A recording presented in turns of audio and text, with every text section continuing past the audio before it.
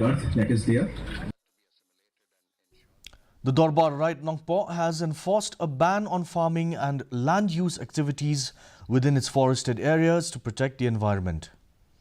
The decision aims to address deforestation and unregulated farming practices that have harmed local ecosystems.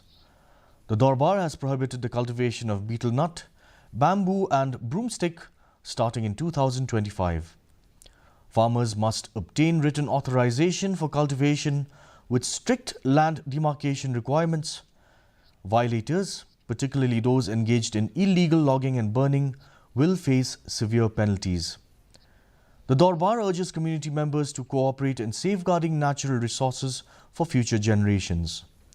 The directive aims to balance agricultural needs with environmental conservation.